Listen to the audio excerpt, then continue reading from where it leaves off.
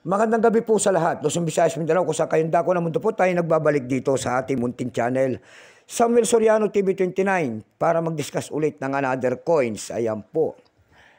Ayan, babatiin ko lang, special shoutout lang yung aking mother dyan po sa Dumpay, Basista, Pangasinan po at ang aking mga tiyuhin dyan po sa parting Isabela. Sa Monte Quezon, Isabela po, ayan. Ang aking pinsan na si Bernal dyan, ayan sa Monte. Ayan, naimbag nga rebiyo amin sa mga Ilocano. At dyan po naman sa parting Pangasinan po, lahat po ng aking Soriano family po, dyan po sa Daragin po, ayan. Masantos na labid si kayo namin, ayan po. Special shoutout naman po doon kay Veronica Tulin po, ayan. Ang aking pinsan dyan, ayan, masantos na labid si kayo namin. Ayan, yun naman pong hindi pa po nakapag-subscribe dito sa aking YouTube channel, ayan. Aanyayahan ko sana kayo at malaking tulong na po ang inyong gagawin tulad ng pagpindot ng ating subscribe button, like and share para ma-update ko kayo sa mga latest ko pang gagawin mga video po. Ayan. Meron naman tayo pag-usapang barya. Ito po ay barya po ng sinauna pa. Ayan. Year 1966 po. Ayan. 10 centavos po. Nakapulog po yan sa English series po. Ayan. Bago tayo magsimula sa ating talakay, kilalanin mo muna natin siya. Issue po, Philippines po, period Republic, 1946 up to date po. Type standard circulation coins years.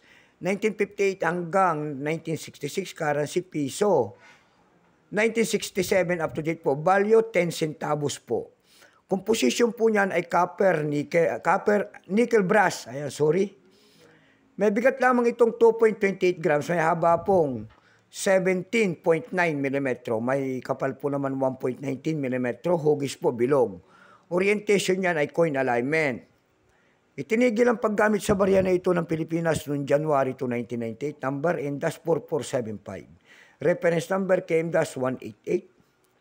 Ito po ay year 1966. Ayan. May price na po ito doon sa ating numista, yung kanya extra fine 18, almost sa circulated 31. Ang circulated nito ay 54 pesos. Dako tayo sa kanyang price. Doon sa ating EB.com, may nagkita tayo nagbebenta doon ng $12.93 na nito. Dako naman tayo sa Carousel PH. Sa Carousel PH po nakita tayo nagbebenta doon ng 600 pesos. Nasundan po yan ng 499 pesos. Meron na rin tayo nakita doon nagbebenta po ng 200 pesos.